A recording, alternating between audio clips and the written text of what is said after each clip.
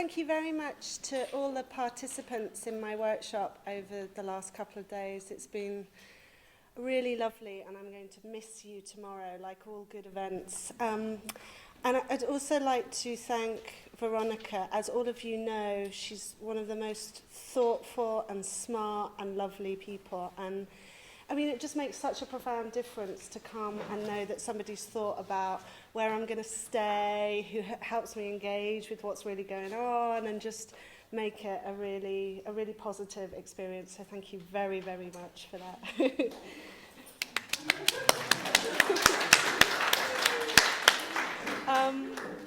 I'm going to give a lecture which is about my curatorial practice, and I say that phrase in quite a sort of stilted way because it's only really over the last 2 years that I felt comfortable describing what I do as a practice, even though I have been a curator for 20 years now. But I suppose part of that is when I started curating in the early 1990s, curating was this kind of invisible, I don't know if you'd call it a profession, maybe you call it a pastime or an activity.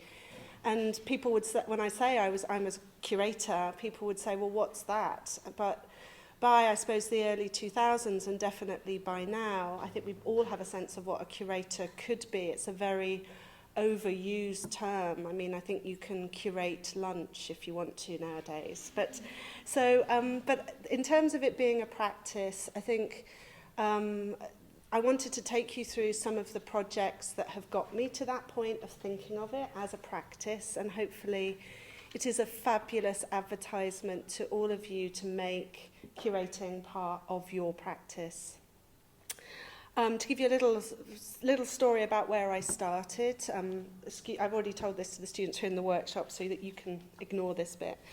I studied art history, and just a BA in art history, and in my third year, my final year, I got hit by a car, and I bounced on this car on my arm, and I really badly broke my arm. And I had a really, really difficult doctor, and he was determined that I would have a metal pin put into my arm, which would involve taking a year out of university. And I couldn't imagine doing that. And he was like, well, what are you studying? And I said, I'm studying art history. And he said, well, you're only training to be a housewife. And I realized, this was the moment where I had to engage with, well, what was my life going to be? And how I was going to be with art, which I suppose was my way of thinking about culture, which is I want to be with it. And so I went to 3 of the big photography collections in the UK to ask about voluntary work. And I went into this space called the Print Room, which is in the Victoria and Albert Museum. I don't know if any of you have been to the Print Room. If you are ever in London and on a Tuesday or through to a Saturday, it's an amazing space where you don't need to have a reader's ticket or a letter of recommendation. You can just go to the print room. I think it's open 10 till 4:30, and you can access about 1.5 million works on paper. And that's everything from graphic design to ephemera to the National Collection of Photography. And so that's where I decided to do my voluntary work. And I think I was just lucky. I mean, like with most things in life, you can be a little bit lucky about where you end up, or you can actually have a very instinctual kind of epiphany where you realize there is something there for you. And the print room was definitely my place. And I actually worked at the V&A for 12 years. And I think the thing that I really loved, I feel very grateful, very lucky about in terms of the V&A, is I went to work in the photography department in the collection. And photography is, as you know, this fabulously broad church. It's both at one end a kind of this incredible independent art form, and at the other end it's kind of this vehicle, it's this prompt. I mean, it's this term, in a way, photography is this extremely broad and overused term. So, and that's what but that actually is its identity. That's what makes it so amazing. And at the Victoria and Albert Museum, because it's a museum of art and design, because it isn't based on the story of modern art, so isn't essentially a kind of an asymmetrical look at culture, which places the activities of a few known authors above everything else, or has a sort of a qualifying set of criteria which determine highbrow culture versus lowbrow, and it's a separation of those. Because the Victoria and Albert Museum just cannot, even if it wanted to, it couldn't function with that narrative. Photography within that context is allowed to be this extremely broad church. So the first exhibition that I did where I really think I found my own voice was an exhibition, and it's sort of represented by this very blown out image on the left, which is actually the cover of my first book called Imperfect Beauty, The Making of Contemporary Fashion Photographs. And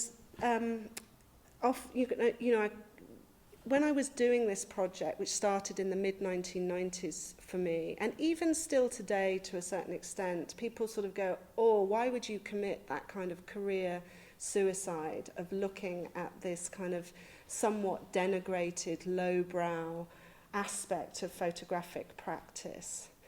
But I actually, for me, I think it was this amazing kind of springboard for thinking around curatorial practice, because it's not a necessary given that fashion photography operates with any success within cultural space.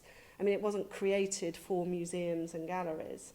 And so actually it's this lovely curatorial challenge about how do you say something culturally meaningful that wasn't created for a gallery space. And also I think at the time, sort of in the mid-1990s, I was beginning to think about what it meant to be a curator of photography. Like, was a curator of photography only going to look at the sort of, handful of photographers who've made it into the sphere of contemporary art photography? I mean, it's not that interesting, I would say. So it was important to me to find an area where I really tested out what curatorial practice could be for me. The basic premise of the project was to look at a generation of photographers, stylists, art directors, and some models like Kate Moss here, hair and makeup artists, who had really kind of radically shifted the language of fashion photography starting in about 1989, and it kind of ran through to the mid-1990s and was often called grunge fashion photography. So the main kind of photographers were Jürgen Teller, Corinne Day, David Sims, a guy called Nigel Shafran, Mario Sorrenti. And the project began to take, the V&A gives you permission to do that because it's a museum that collects all and everything. It has a big costumes and textiles collection. It collects photography in the service of these big industries. And to be honest, why wouldn't an encyclopedic museum collect photography that represents the biggest industry of photography? Like, to not collect that would be somehow rather a strange kind of decision. The way that I collected the work was to start with doing life story interviews with all of these practitioners who were involved with fashion photography. What was important to me was not to represent fashion photography as as the product of single authorship. And part of that was a reaction against what was happening in major museums really across the Western world in the mid-1990s through to the early 2000s, which was to put on these big, spectacular shows of fashion photography, but do it under single authorship. So make a selection of fashion photographs and then just blow them up big and put them on the walls. And I thought that was a deeply cynical gesture. I think it was about getting museum parties into the society getting models to come to the parties for the opening of exhibitions at museums, to kind of revamp the image of museums. And it had really very, very little to do with the process that lay behind the biggest industry of fashion, the biggest industry of photography.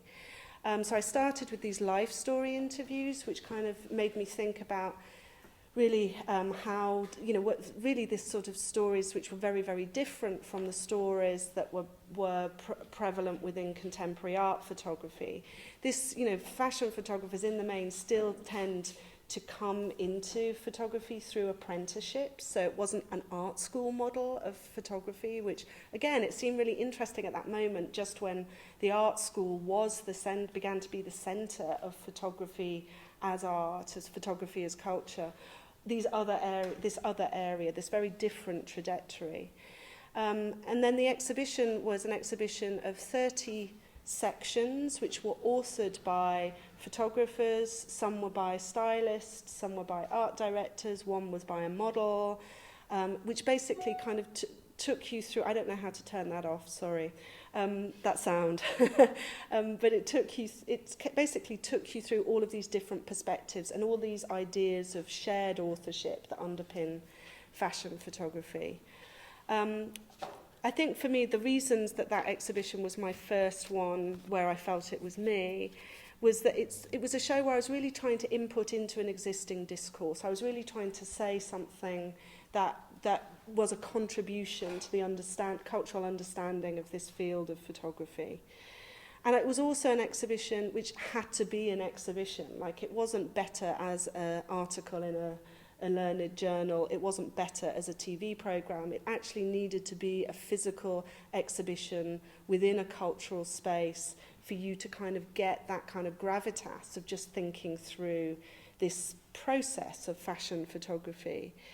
It was also a timely exhibition because in 2000 we were still dealing with this misunderstanding of there being a relationship between art and fashion. It was a horrible misunderstanding. If you, from this perspective now, you look back and you think, well, maybe apart from Jürgen Teller and Ines van Lamsveerde, there weren't really any photographers who crossed over from fashion to art in any way that, in any terms, you could view as successful.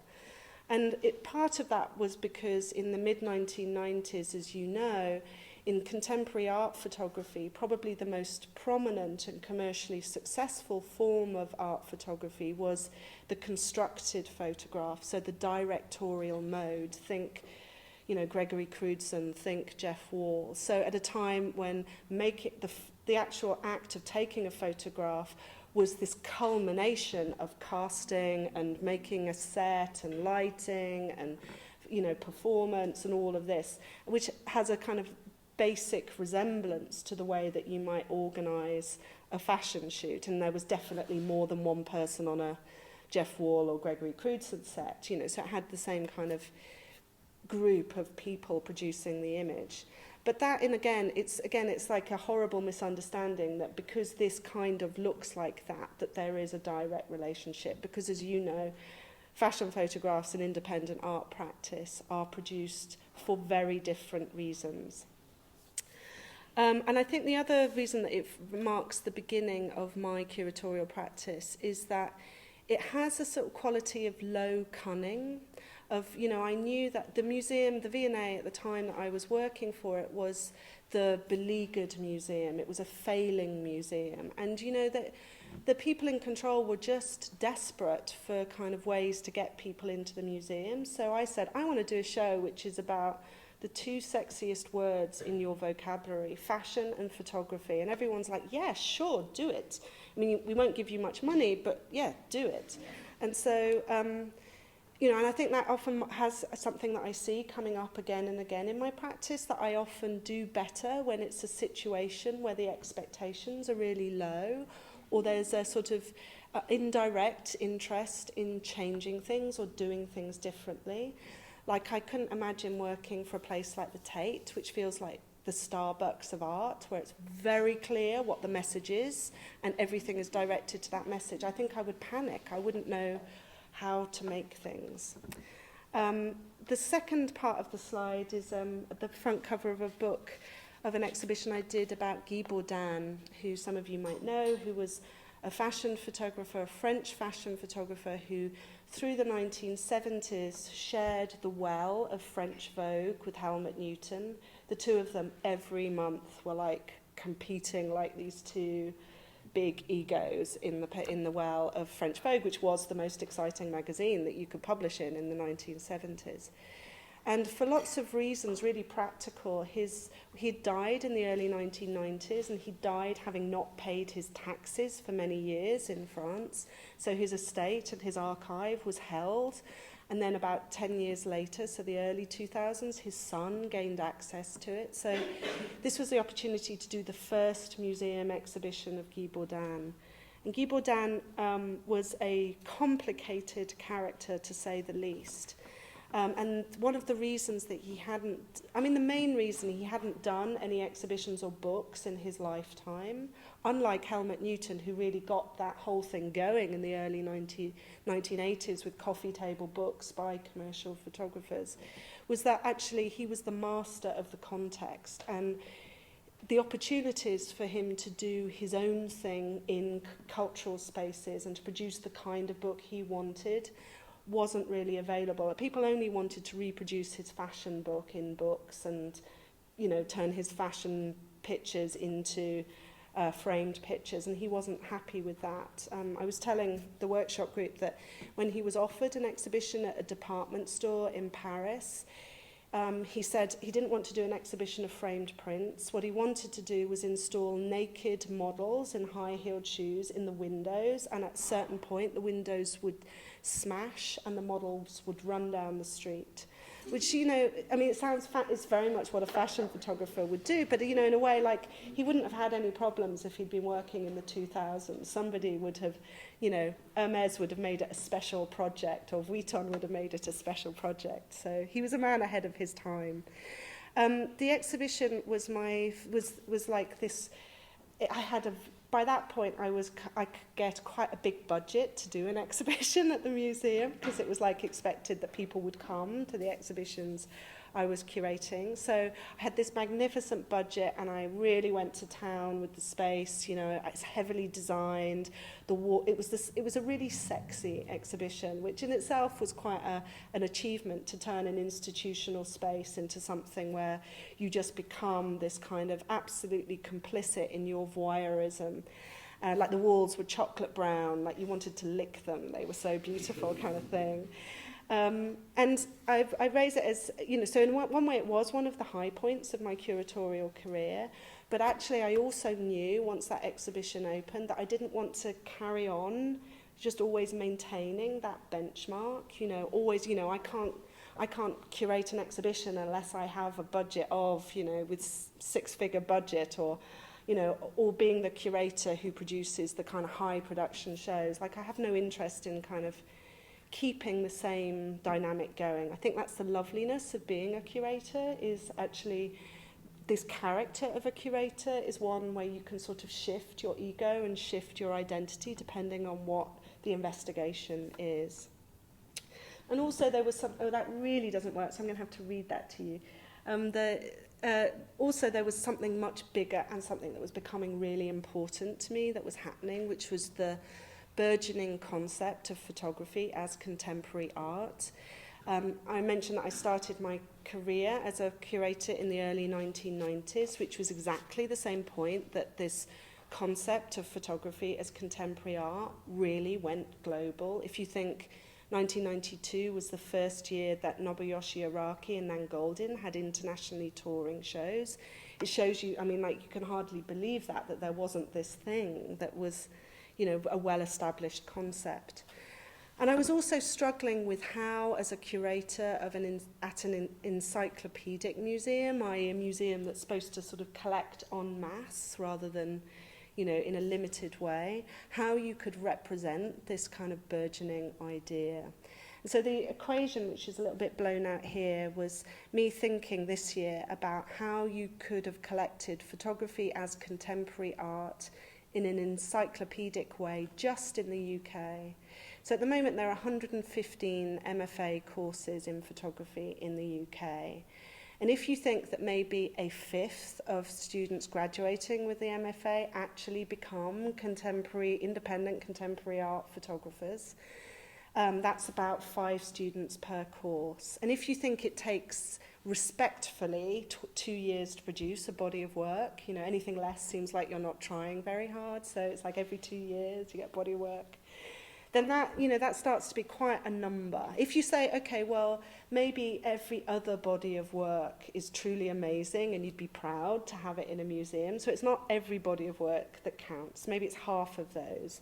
That means that there are 135 projects produced every year by just UK MFA graduates that really an encyclopedic museum should be considering for its collection. If you think that phenomena of photography as contemporary art conservatively has been going on for 15 years, that's over 2,000 bodies of work that the national museums and national collections should have a responsibility to collect. And I don't know anywhere in the world that is looking in an encyclopedic way at this concept of photography as contemporary art.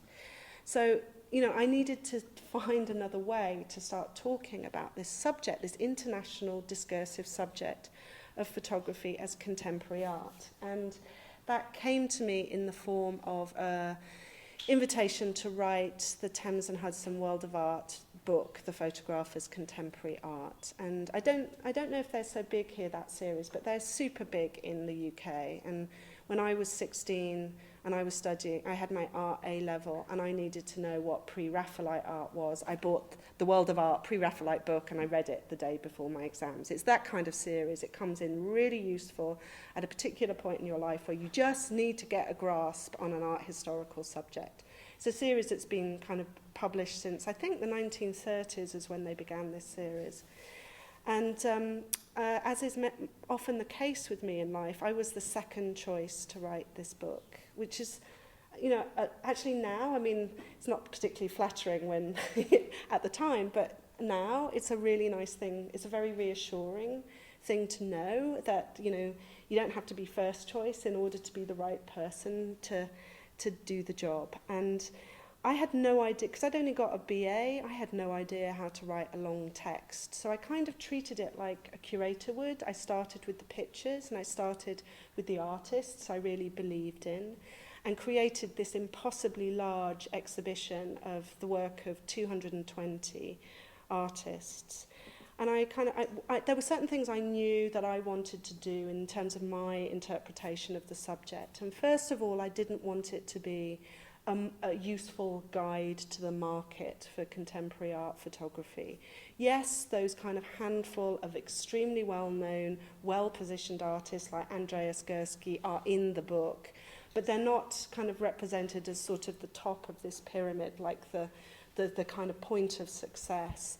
And when I wrote the book, which was like end of 2003, 4, and early 2004, you wouldn't have known about 200 of the artists in the book. And that was really important to me, that you got a sense of the subject of photography as contemporary art rather than a checklist of who's who within contemporary art.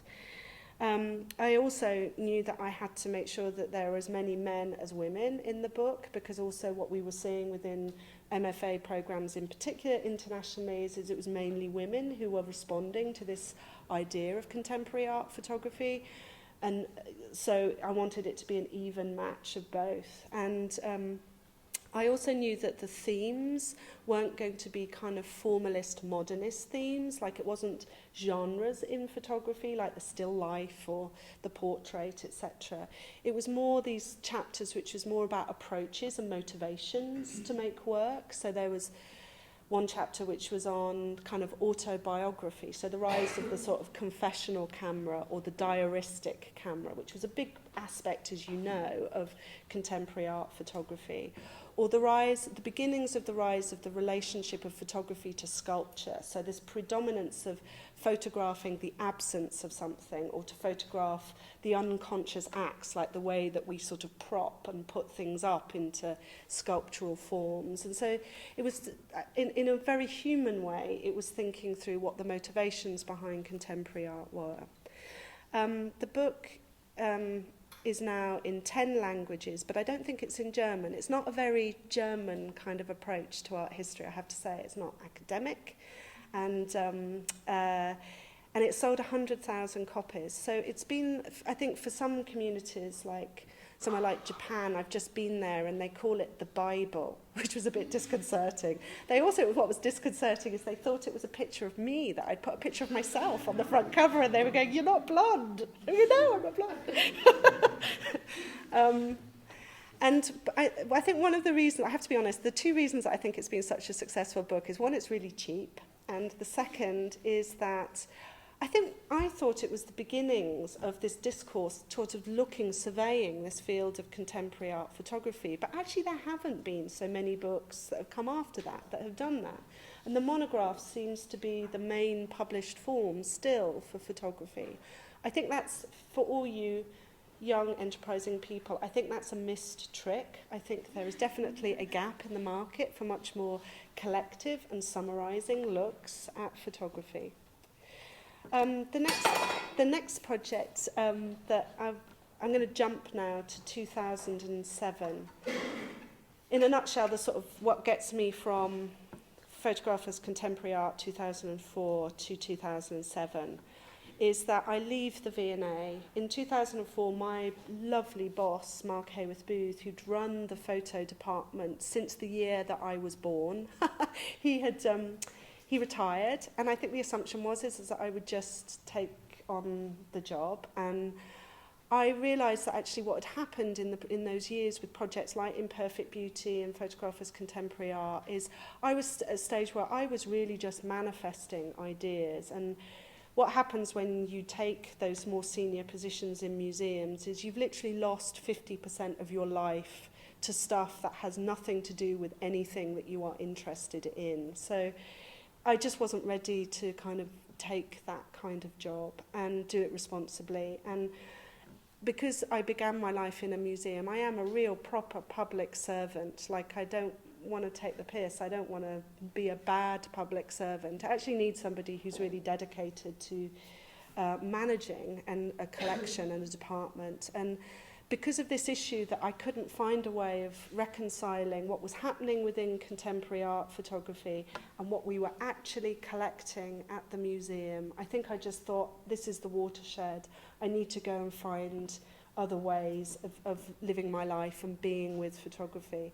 So I went for I had a rebound relationship, and I went to be the head of programming at Photographers Gallery in London just for a year, which was great because I learned about how in much smaller workforces and much younger workforces, because the average age there was 27 at the Photographers Gallery when I was there, that you can actually be much more fluid and sort of say, well, look, this is an education program, this is an exhibition, this is a book, this is a competition, but actually to be much more fluid if you don't have a collection that you have to look after. And I think I was really hungry for that kind of experience. But it was a rebound of relationship in as much as I didn't go far enough, and my next move was to New York. I actually came out of working for museums and went to work for the commercial sector for a big agency called Art and Commerce, which represented people like Annie Leibovitz and Stephen Meisel. And with Art Partner are the two major kind of commercial image-making agencies. And I went because I'd wanted to live in New York since I was in my early 20s. I remember selling some possessions in 1992 when I started at the V&A, and I knew that photography, like New York was the mecca of photography, and I had to get there. And I went there and I applied for the fellowship, the 3-year fellowship in the photo department at MoMA, and I didn't get it. And then there just wasn't there was no way back for me to New York until I was a bit older and I had something on my resume and somebody wanted to give me a job. And that Art and Commerce had seen the work I'd done with Imperfect Beauty and Guy Bourdin and employed me to develop strategies to give cultural capital to their artists. And it was fabulous. I was recently divorced. I was earning a really big wage. I was living in Chelsea. It really was living the life. But I also learned that that it's very little point to it if it isn't for this kind of common good. When you work for a private company, that's the thing. You're probably making money for somebody else. And I didn't want to do that either. But what I also learned was that not having this position of Charlotte from the V&A or Charlotte from the Photographers Gallery, it's really interesting who talks to you, and also who's not so interested in you, but who talks to you and how you get to talk about this amazing subject of photography. And actually the conversations at that point in the mid-2000s were fucking fantastic, because I'm sure you remember, photography at that point was, I mean, as it is now, it's deeply mercurial. Things are changing all the time. New factors come in and influence your idea and the value system of photography. And at the same time, you could see photographers, it was like a prerequisite. You had to have a web. By 2006, you didn't exist unless you had your own website, right? And then some photographers had blogs as well. So there was this beginning of kind of online-based discussion about the meaning of photography. And I was frustrated with the level of the discussion, I have to say, because all these I'd go out to dinner and I'd have an amazing conversation about what was happening in photography, I'd learn a new fact, and that didn't seem to be represented in the literature or, you know, in this kind of online kind of communities quite yet. I'm sure it was to do with the fact it was a time when social media was this kind of one bundle of stuff, and now we're sort of separating it out into these different vehicles and these kind of different modes, and it's a much more sophisticated thing. So in 2007, I was approached by Michael Govan, who is the director of LA County Museum of Art, and Michael is like Mr. Rockstar director in America. He was the deputy director of the Guggenheim when he was in his late 20s. He was the director of DIA Foundation, DIA, and set up in his 30s and set up DIA Beacon, which is this amazing, mainly sculpture park in Beacon. And then in about a year before I joined, he had become the director of this really moribund encyclopedic museum, LACMA. So you can probably imagine, you know, coming from the moribund V&A, as it was when I was there, I was totally excited about going to this kind of museum, which needed a lot of energy putting into it. And there had not been a photo curator at the museum for 2.5 years. So two things had happened. One is the community had kind of forgotten that there was a photo collection at LACMA, and you've got the Getty with this kind of amazing preeminent collection of dead white guys in depth, you know, I mean, it's like this amazing collection that actually financially practically nobody could collect what they collected in the 1980s. So it's this amazing collection. It totally outshines LACMA. And the other thing that had happened is, because encyclopedic museums are like villages, and there are good people and there are bad people. The bad people, European department, had taken over the photo galleries and turned them into storage. So there weren't even any galleries for photography when I joined. So tactically, what I proposed to Michael, and what he said, yeah, let's do it, is that we try a very different, like, this is an opportunity, because this is happening all over the globe now, that those photo departments that were established in the 1970s mainly, those curators of those departments, like Mark Amos Booth. Oh. I think that's you. It's for you. Break. Is that one of your speakers tomorrow? Do you want to just tell them or no? No.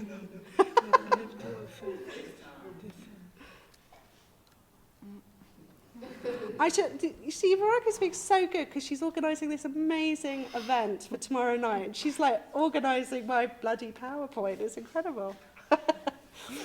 Sorry. Thank you. That's fine.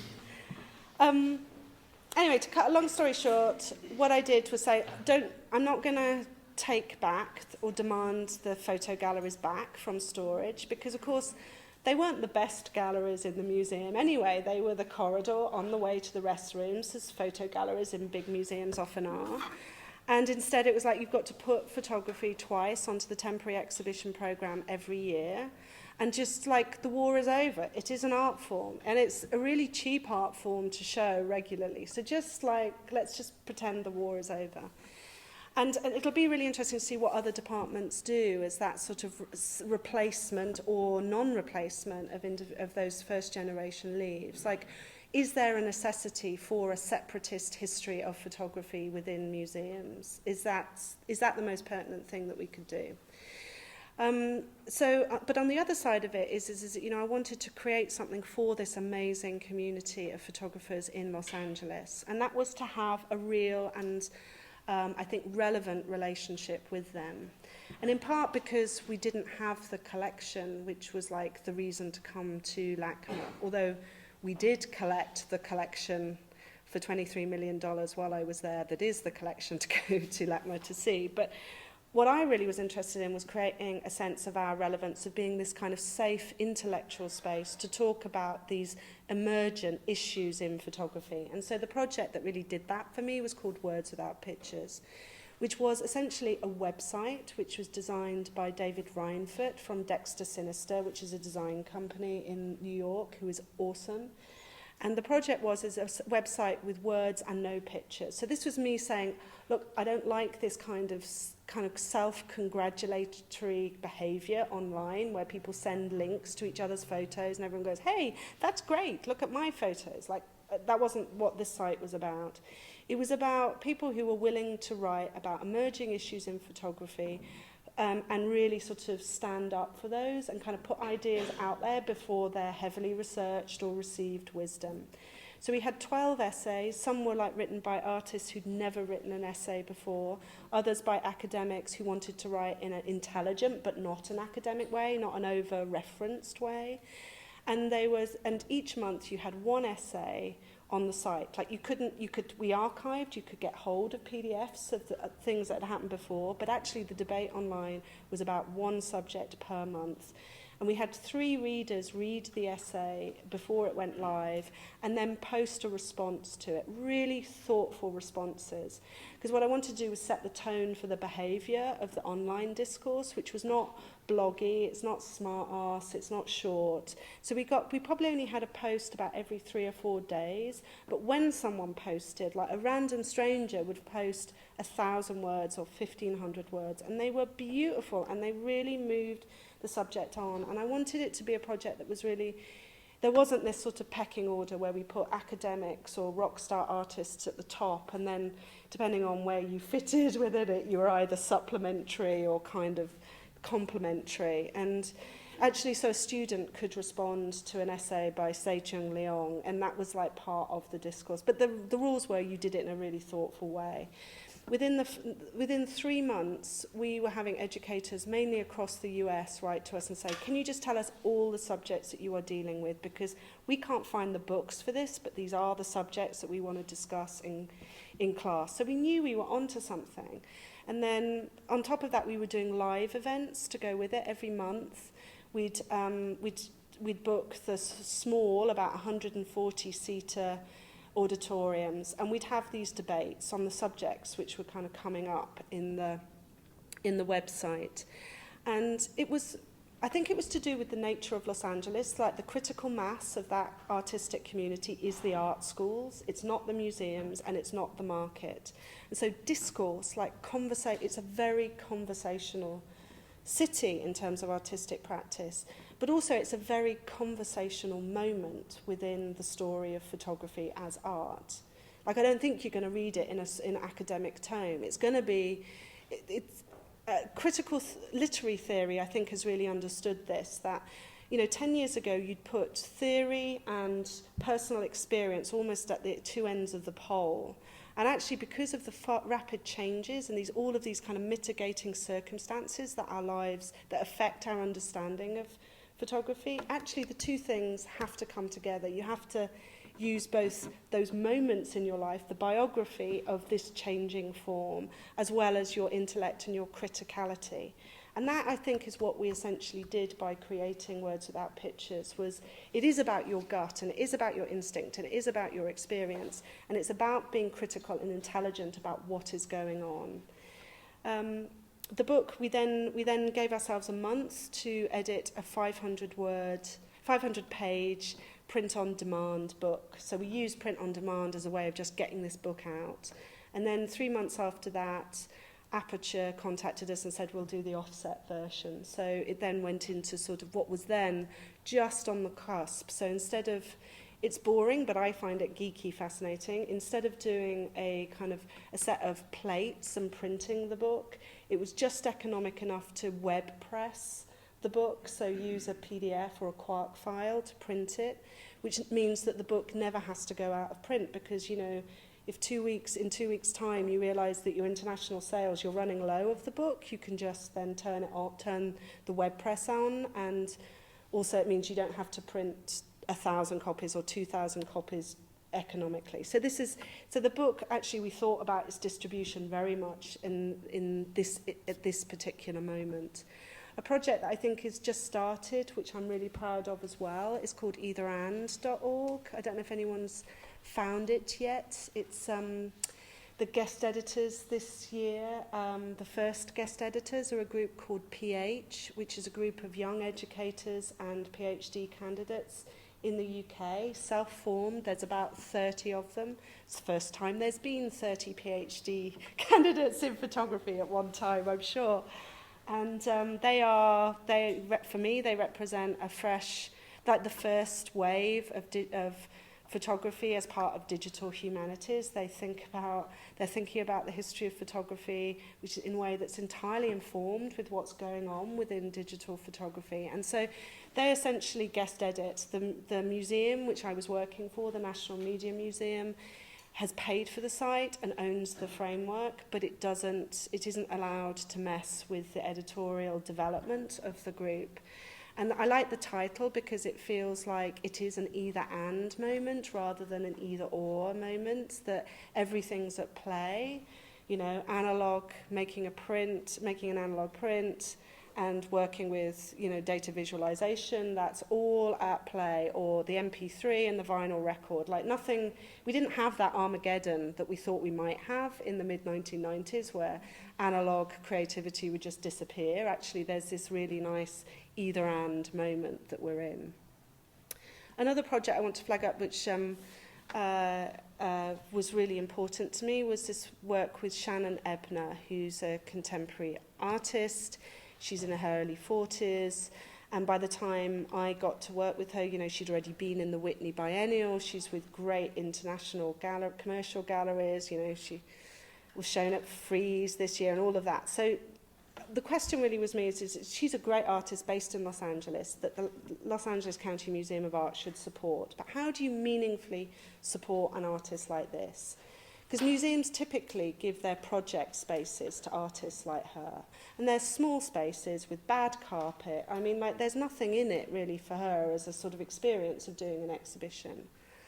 So my concept, and the museum still does this, is actually that we would publish artist books. And this is the book that we published with her called The Sun as Error. And here's a few spreads from it. These are double-page spreads from the book. And it's a mixture of her own photographs with the reference material, essentially made into, a primary source. It's not a catalogue for anything. It's not a reference book. It is a work in and of itself.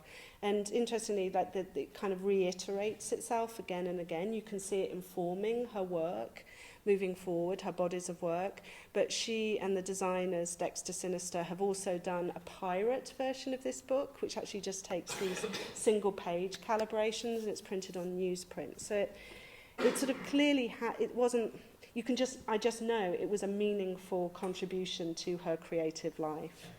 In terms of the production of the book, what we did was, again, responding to this moment in photography publishing, is where trade publishing is like, I don't know what you would call trade publishing right now. I mean, describe it. I don't know how you describe it.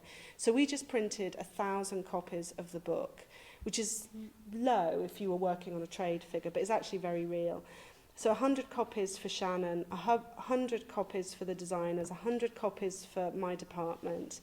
And then we had like 550, 600 books, which we gave to a small distributor, who then took that book to the 100 interesting independent bookstores, art bookstores in the globe, and the right libraries in museums and art schools. And so it was tactically, it was saying, we need 550 copies, which will then reach all of the places that we actually want this book to reach. We also produced 100 limited edition books. you know, with a limited edition print inside it. And so within 3 months, the trade book, like the book that you get in these independent bookstores, was sold out. And then about 6 months later, you saw on eBay that the books and other sites, the book was now $300. So that's the point where economically somebody might come to the museum and buy the $500 book with the limited edition print. And I know this is kind of rather, you can tell I'm quite entrepreneurial, but also I wanted the museum to be in control of this reality, you know, not, you know, making money for people who buy your book and then get your artist to sign it at the book signing and then put it on eBay and make loads of money. It was like, actually, with those 100 limited edition books, we could pay back the cost of actually doing the book and make that part of the economy of what we did as a department. So essentially what I've been trying to do in this role was try and find other alternative ways that are not this pyramid of practice within a museum, which places the collection, the acquisition of stuff at the top.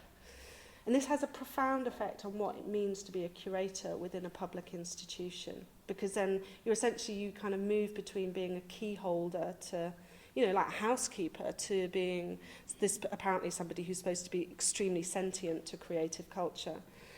And then underneath that, for museums, is permanent galleries and temporary exhibitions. So again, this idea of, and they're complicated things to get both right. Like, should you collect to exhibit, or should you collect what you think is meaningful in perpetuity, which might not be as interesting as an exhibition?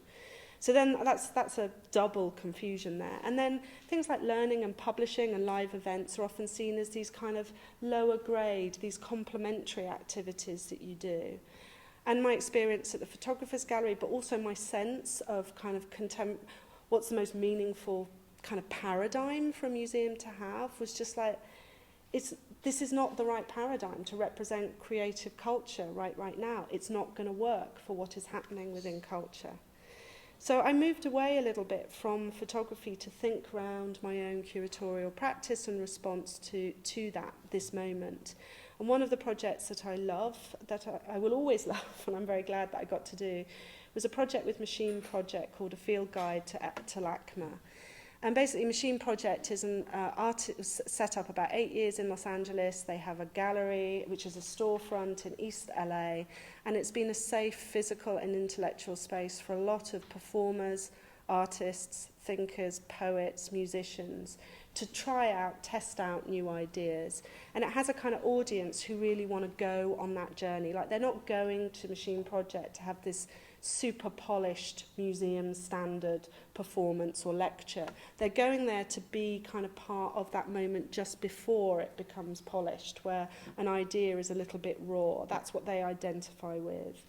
And that's a really strong aspect of creative practice in Los Angeles, which, as you know, is like one of the homes of conceptual art practice, non-object-based practice. So there's a whole tradition, and there's a big percentage of artists who are not producing physical things for galleries in this city. And Machine Project is one of the places that responded to that.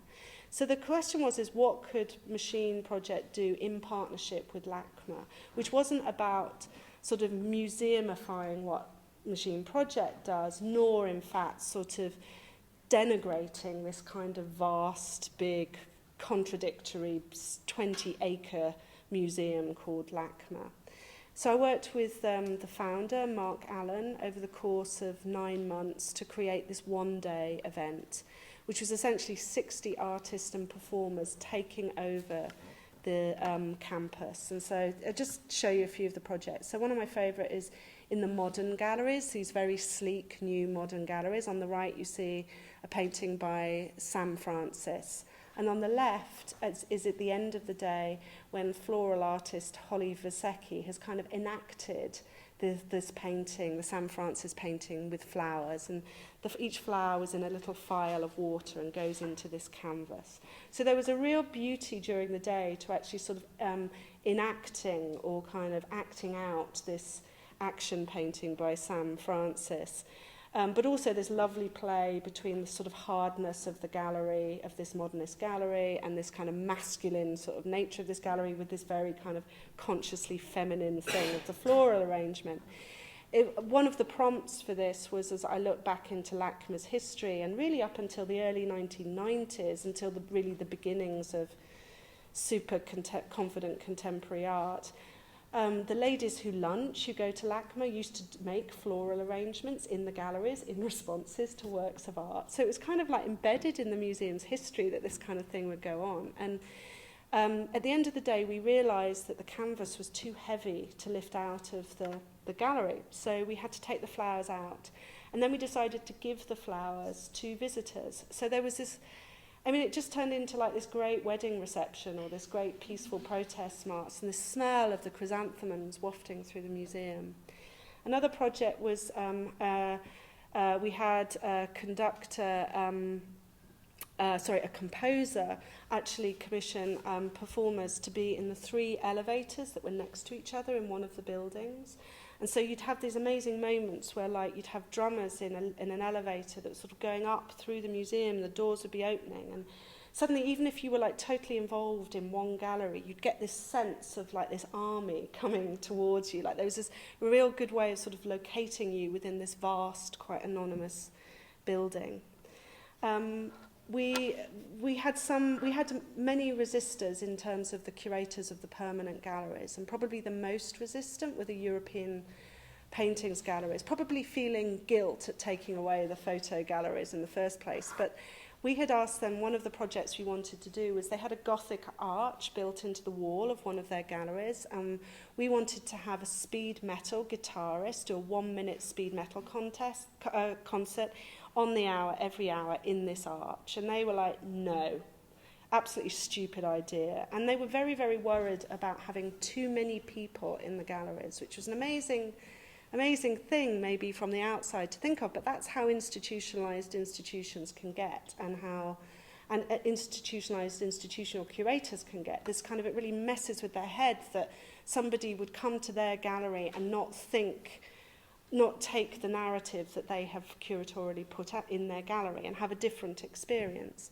And that's actually, for me personally, that's absolutely counter to my own experience of museums. Like, when I go to the V&A, I worked there for 12 years, and I still go to the V&A, and I still go to the jewellery gallery, and I allow myself 1 object per case. It's utterly childish, but that's actually, I'm an intelligent person, that's actually the story, that's the thing I want to do when I go to the jewellery gallery. I don't want to know about any of the craftsmanship, or, I don't want to be a connoisseur, I just want to choose a ring each time, each case. And that actually, for me, that is something that has to be encouraged by museums, and that's essentially what we did with the machine guide. Is we allowed those kind of that sort of imagination to be vocalized and to be supported through that day. So then, just to finish that story, the Gothic arch. We built one because it's Hollywood, so we got 2 production designers to build us a Gothic arch. We put it on the roof of the museum. We put a Craigslist advert out. We got 2 guitarists, and on the hour, every hour, they did a speed metal concert. And at 12, when we started the day, only a few of us knew that was going to happen. But by 8 p.m., we had dry ice, blue lights, Grim Reaper outfit, and there's like 3,000 people standing there waiting for this 1-minute speed metal concert. And it was like that's what the town clock would be in a cultural space, right? And we'd done it. We'd done exactly what the director really wanted the museum to be, which is to be this town square. I think I'll skip that and say that led to my next project, which is to work with these lovely people called the Fallen Fruit Collective. And they basically go around LA creating maps of where fruit falls onto public land so you can pick it. And then they organise things like collective communal jam making sessions. It's really delightful. So this is the end of 2008, beginning of 2009. California is declared bankrupt. It's really poor, and I'm personally going through that thing of I can't go into a store and buy a salad in a non-recyclable container that costs $12 every lunchtime. It's not a good look for 2008. But I haven't grown food, and I haven't prepared my lunch to take to work actually since I was at school, and I need some kind of cultural support to really deal with what's on my mind. And so we set up a year-long festival of growing food and the culture of food. which is many projects included adopting fruit trees through to brown bag lunch meetings where, you know, you kind of use social media to arrange, you could come and have a conversation with somebody as long as you bought a brown bag lunch, and creating menus of conversation through to artist gardens. And it ended with this kind of very alternative harvest festival. In the meantime, I had come back to England and had taken a miserable job being the creative director of a new building project. I learnt that I'm not that interested in buildings. And also that when I left England in the mid-2000s, I thought all of those senior people who have no vested interest in changing the cultural model would retire or have heart attacks. And they didn't, and they're still there. And I felt like it was just too much of a big battle. Like the shifts that will happen in the use of cultural space haven't happened yet, but it's happened in creative culture, and it will hopefully happen one day. But they raised the retirement age, didn't they, in the EU? So we've got a little longer to wait. So in the meantime, I just want to end with two projects which have made my heart sing. And one of them is called Photography in Everyday Life, and it's a project I did with Krakow Photo Month, which is in May every year, and it's an event that's gone for about 7 years, and it was set up by a really young group of people who were a bit fed up with Krakow not really representing photography. So they were smart about it. Instead of just like moaning in coffee shops about it, they actually went to the major institutions and packaged photography exhibitions and events. So actually kind of forced the issue. Like, it doesn't, you know, National Museum, you don't have to worry. We'll do all the work and we'll raise all the money, but will you reserve space for photography in this particular month? And 2011, the curators were Oliver Chinaran and Adam Broomberg, who are teaching here at the moment, and whose course I was workshopping on.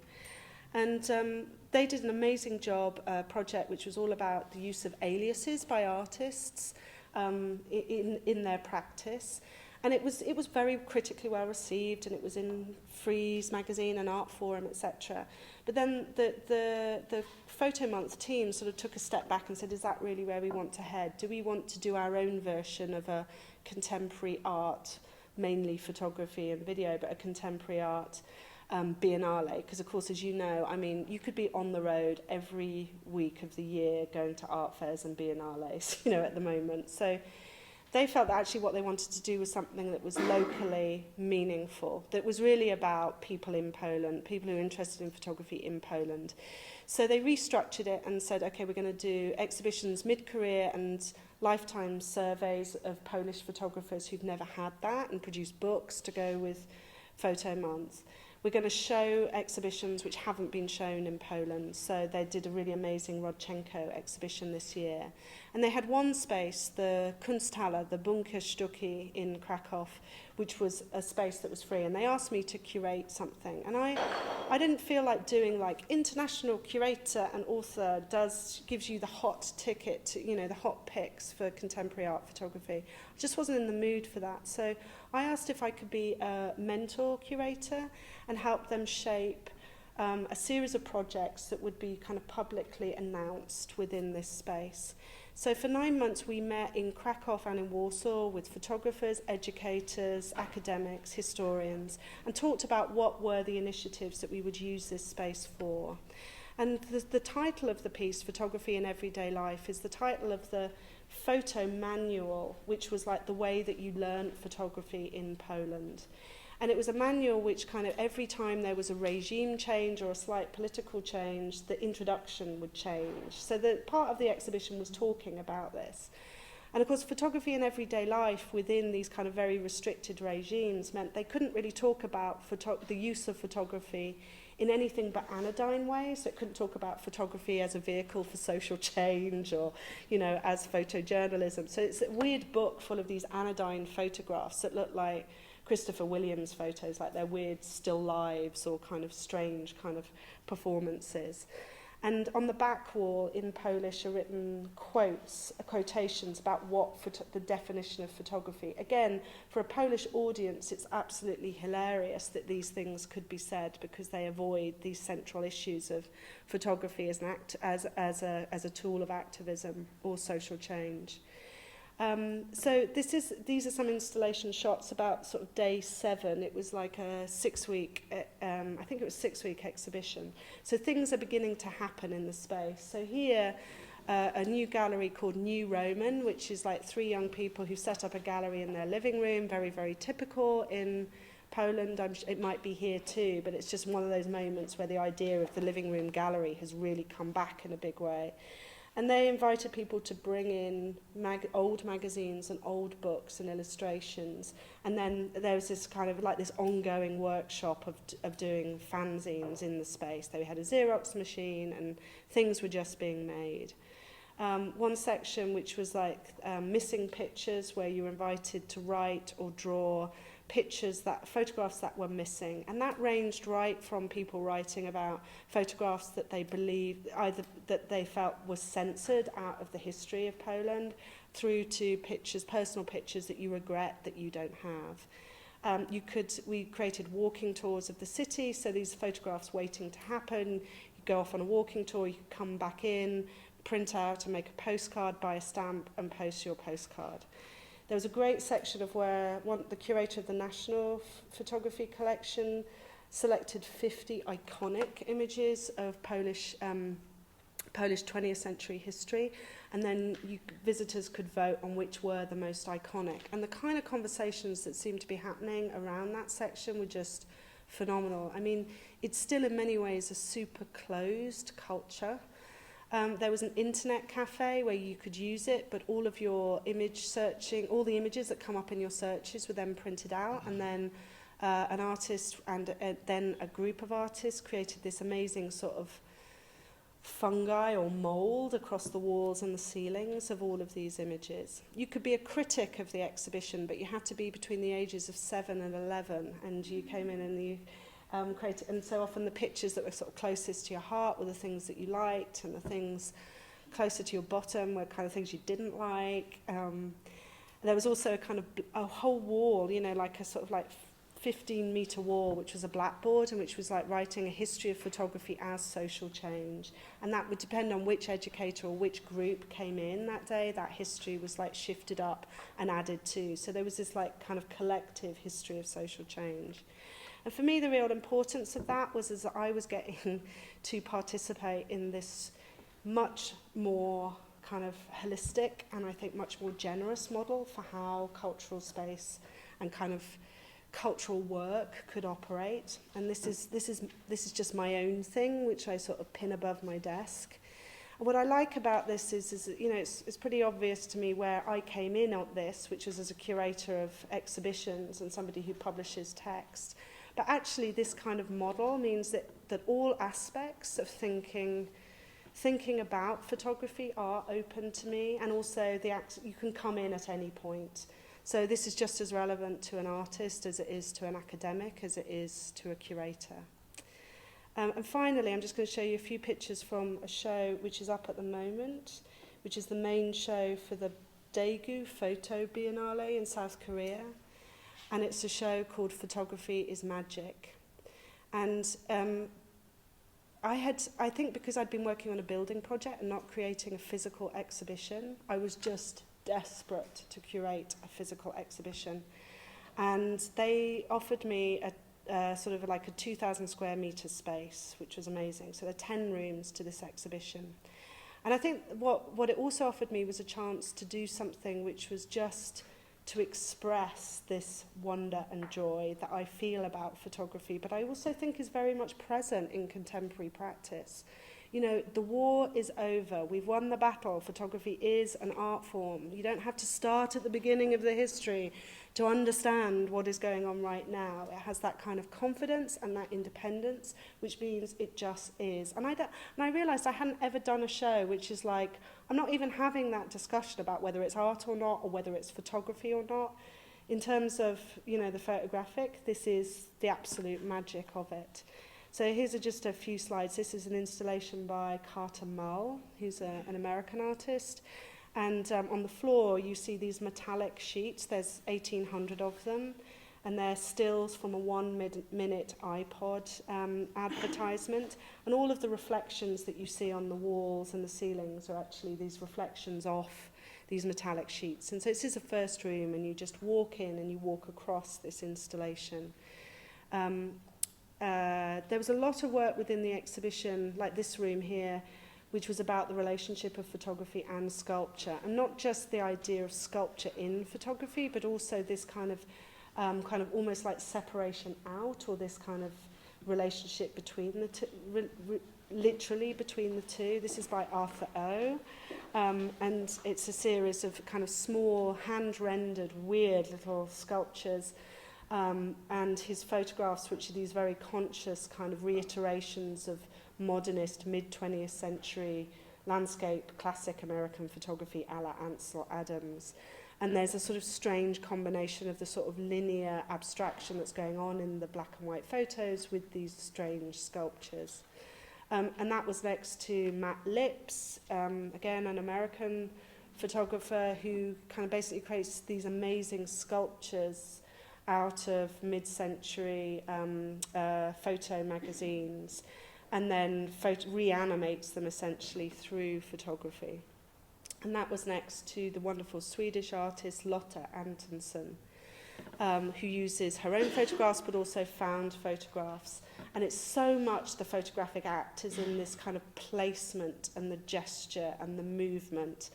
And a room like that for me was just like, I mean, the slides obviously don't do it justice, but it was like, it has to be an exhibition. This is not an academic text. It's really in this kind of physical, confident experience of these different, again, very confident versions of photography.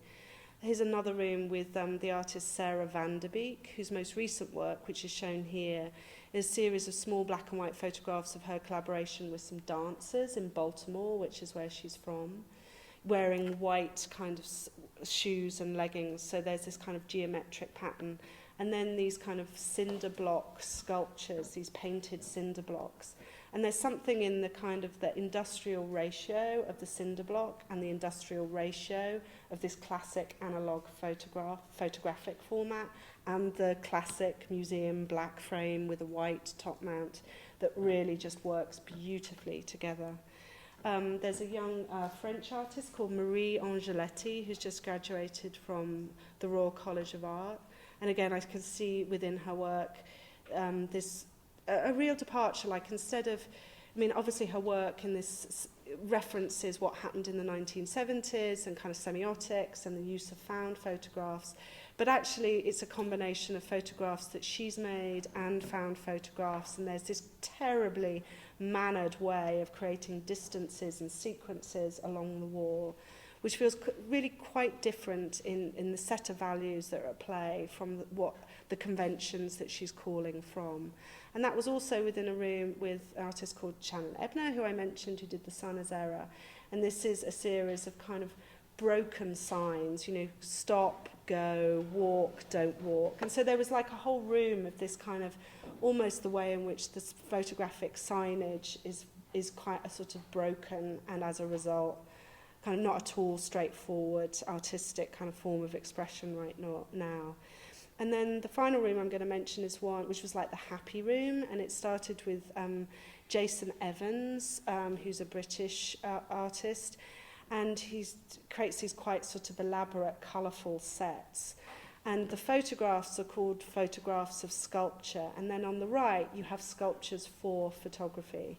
And you're invited to make your own photographs of these sculptures, and you can upload them to, I think, photography-and-sculpture.com. So the exhibition has been in a number of places, and so there are lots of different photos happening. But again, just this really kind of lovely idea that the photographic is not just literally in the photographic print, but it's in these kind of constructions of objects as well, that there are this kind of, this enduring magic of photography, that there are always pictures just waiting to happen.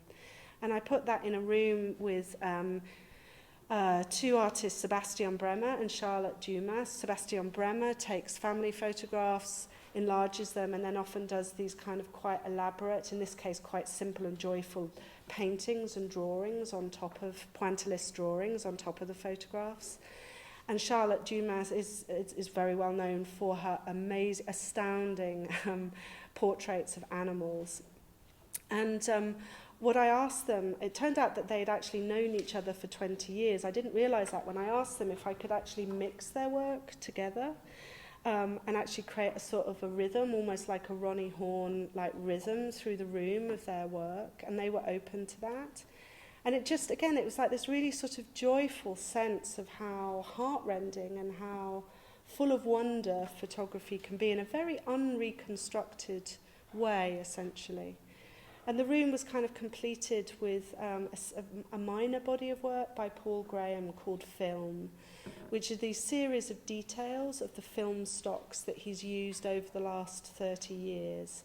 And I chose to show the small ones, which are sort of 10 by 8, and they're top-mounted in black frames. And it, you know, it's not a sort of, obviously, as you know, with his work, he's moved quite smoothly and successfully into digital capture. So it's not like he's like an old guy who's like, I've lost my voice, you know, with the death of film.